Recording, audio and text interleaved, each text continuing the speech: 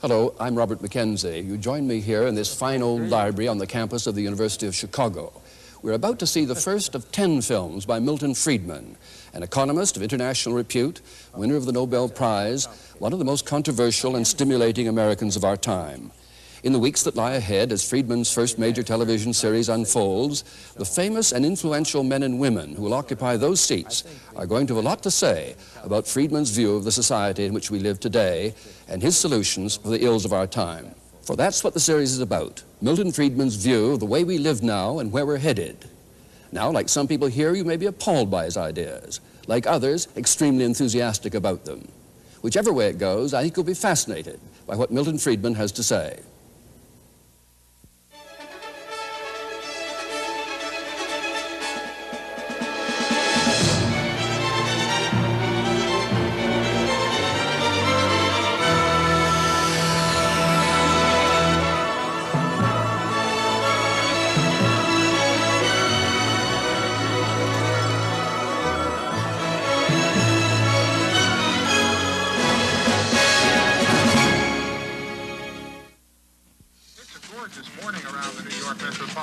Skies are sunny now, a little bit of cloudiness over the eastern end of Long Island, a patchy fog out there. Boy, we've got some lovely weather to talk about, and I think I promised you this back at the beginning of the week. Once, all this was a swamp, covered with forests.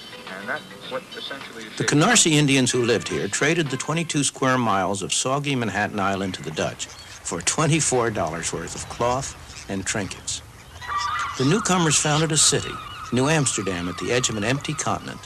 In the years that followed, it proved a magnet for millions of people from across the Atlantic, people who were driven by fear and poverty, who were attracted by the promise of freedom and plenty. They fanned out over the continent and built a new nation with their sweat, their enterprise, and their vision of a better future. For the first time in their lives, many were truly free to pursue their own objectives. That freedom released the human energies which created the United States.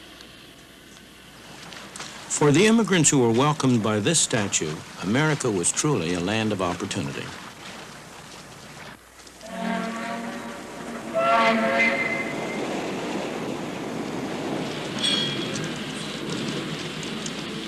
They poured ashore in their best clothes, eager and expectant, carrying what little they owned. They were poor, but they all had a great deal of hope.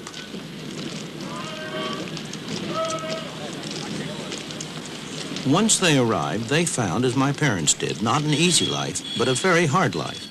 But for many, there were friends and relatives to help them get started, to help them make a home, get a job, settle down in the new country.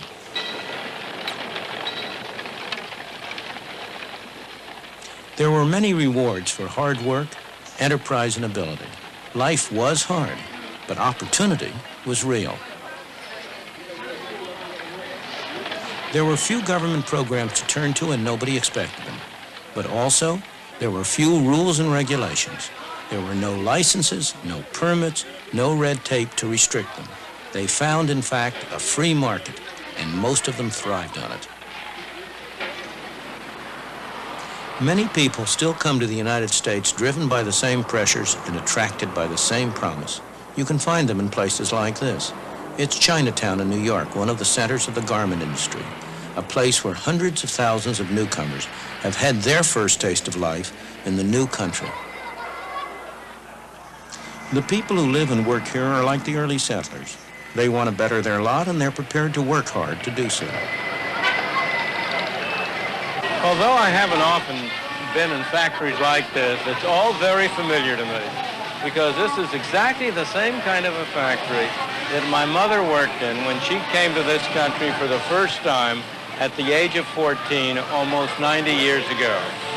And if there had not been factories like this here then, at which she could have started to work and earned a little money, she wouldn't have been able to come. And if I existed at all, I'd be a Russian or a Hungarian today instead of American.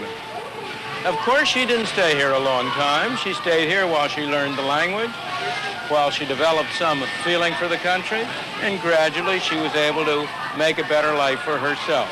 Similarly, the people who are here now, they are like my mother, mostly immigrants from a distant country. They came here because they liked it here better and had more opportunities.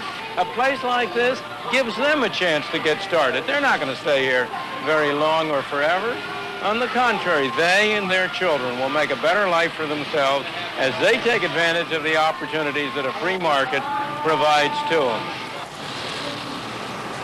The irony is that this place violates many of the standards that we now regard as every worker's right. It's poorly ventilated, it's overcrowded, the workers accept less than the union rate. It breaks every rule in the book. But if it were closed down, who would benefit? Certainly not the people here. Their life may seem pretty tough compared to our own, but that's only because our parents or grandparents went through that stage for us. We've been able to start at a higher point.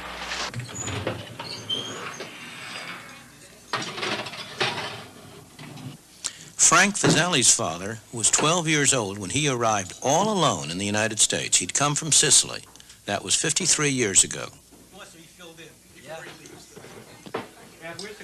Frank is a successful dentist with a wife and family. They live in Lexington, Massachusetts.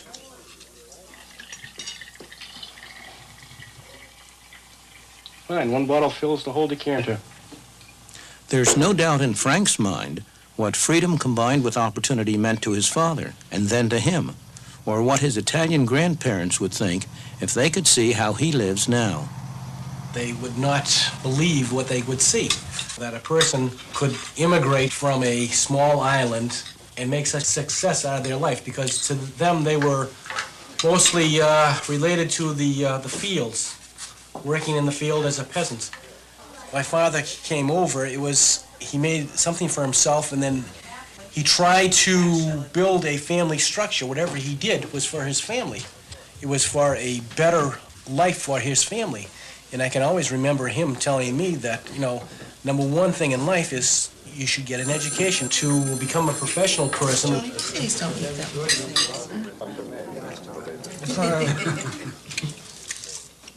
The Vasali family, like all of us who live in the United States today, owe much to the climate of freedom we inherited from the founders of our country, a climate that gave full scope to the poor from other lands who came here and were able to make better lives for themselves and their children. You girls gonna have this? Yeah. You, Chris? I know you don't want the whipped cream. But in the past 50 years, we've been squandering that inheritance by allowing government to control more and more of our lives instead of relying on ourselves. We need to rediscover the old truths that the immigrants knew in their bones, what economic freedom is and the role it plays in preserving personal freedom.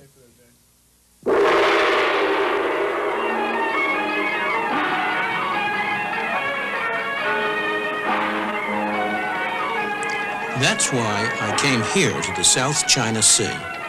It's a place where there's an almost laboratory experiment in what happens when government is limited to its proper function and leaves people free to pursue their own objectives. If you want to see how the free market really works, this is the place to come. Hong Kong, a place with hardly any natural resources. About the only one you can name is a great harbor. Yet the absence of natural resources hasn't prevented rapid economic development.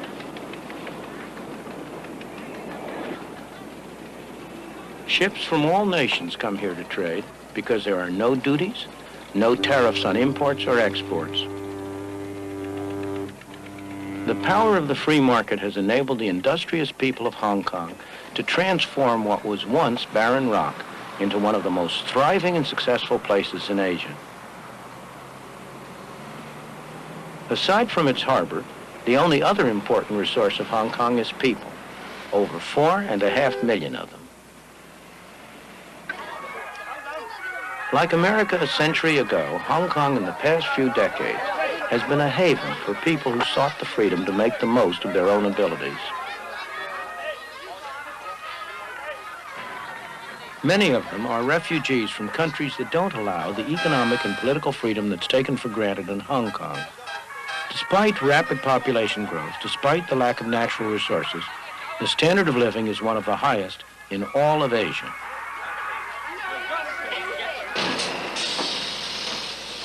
People work hard, but Hong Kong's success is not based on the exploitation of workers. Wages in Hong Kong have gone up 4-fold since the war, and that's after allowing for inflation.